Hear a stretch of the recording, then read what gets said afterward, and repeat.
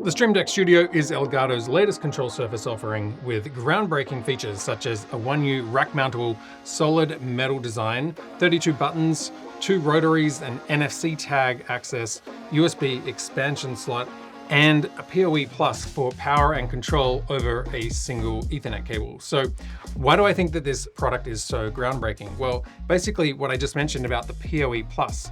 This means that you don't need a local computer workstation or something like companion satellite to run the Surface.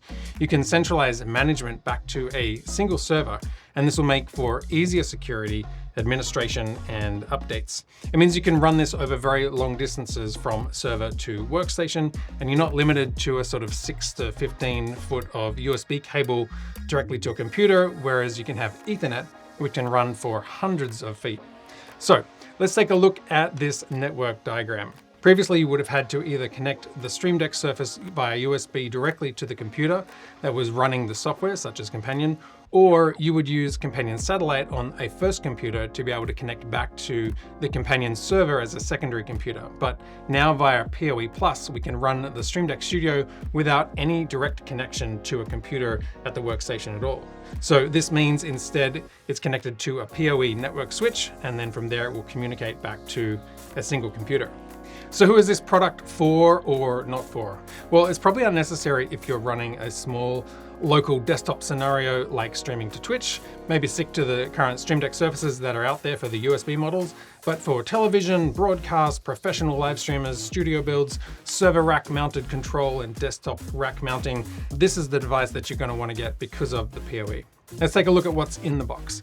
It comes with the Stream Deck Studio rack surface, rack mount ears and screws, and a quick start guide. All the other Ethernet and USB cables you have to get on your own, which I think is fine for this kind of professional device. Let's take a look at the in and out ports and the physical body. So this has got a rugged metal housing, which is different to the plastic of other Stream Decks. On the rear internal left side, it's got a PoE Plus port for power and control, and also a USB-C port for an alternative method for power and control. On the right side at the rear is a USB-C power delivery 3.0 for powering the Stream Deck Studio if you're using an Ethernet connection which does not have PoE Plus in it. There's also a factory reset button on the back here. On the sides of the enclosures are 4 M4 screws for custom mounting.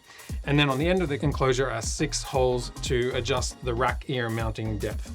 On the front of the enclosure, you've got 32 buttons, you've got a rotary on either end, you've got an NFC reader, and a USB-C expansion port to attach an additional Stream Deck Surface such as the XL or the Plus. Let's talk about some of the control options, and there's really 4 methods that I can think of here. The first is Elgato's Stream Deck app, which you might be familiar with. There's BITFOCUS Companion, BITFOCUS Buttons, and Skahoi's Reactor software, but I don't have experience with that, so I'm not going to go into that, and I'll focus on the other 3 methods of controlling this surface. First of all, if you want to use the Stream Deck Studio with Elgato's software, simply connect in the USB-C into your computer. Remember to also provide power on the other side of the power port. And it doesn't work on PoE Plus on the network, so just plug it in via USB-C and get it up and going as normal. Now, BITFOCUS Buttons is the new software of choice that Elgato is actually promoting to use the Stream Deck Studio with. Buttons is free while it's in the current beta phase, and then the subscription plans will range from $9 for the personal up to $100 plus for enterprise clients. Now, the benefit of this is that you have commercial support behind this product, and this is really important if you're relying on this to control a TV studio or a bigger build, and you're going to want that rather than having to go to Companion's GitHub and posting requests hoping that someone is going to respond. The downside is that it's currently in beta, and even installing it on a Mac, Apple warns that it can't verify for malware and it won't let you open it unless you go to security settings and click open anyway and then enter your computer password to authenticate. So it feels a little bit unfinished for me for a commercial product, but hopefully it'll be out of beta soon, and the new software looks really promising. So to get it going with Buttons, just connect via PoE to the network or via USB-C. The Buttons software will automatically detect the surface, and then you can adopt from there. I'll have future videos going into how to use the Buttons software.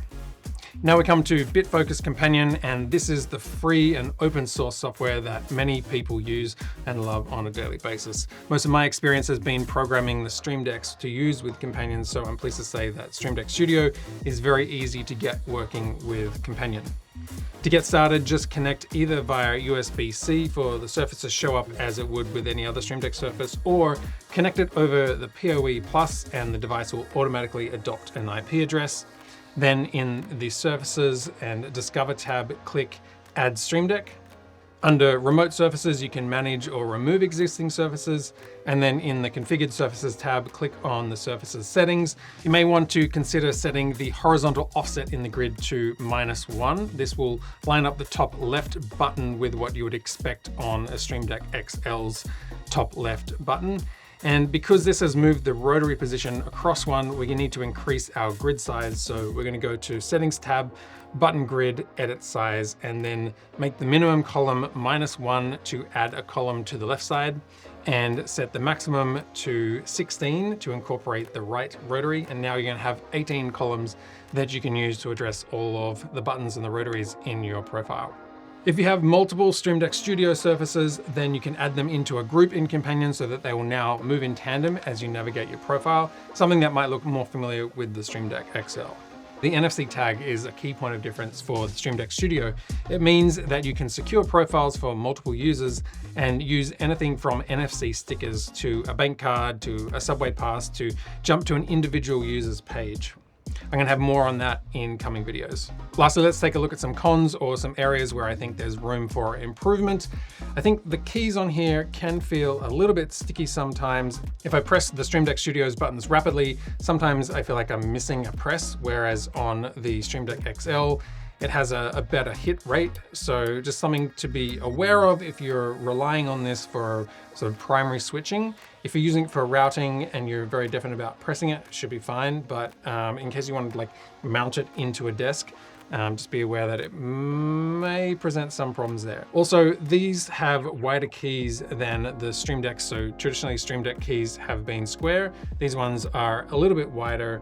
I would have preferred that they were square so that it would match the square interface of Elgato and of Companion, but it will fill the wide screen using the button software. So that's not really a problem. And that is the primary recommended software. So I'd say it's just personal preference. Also note that Companion can't daisy chain the surface on the front USB-C host connection, but you can do that through the button software.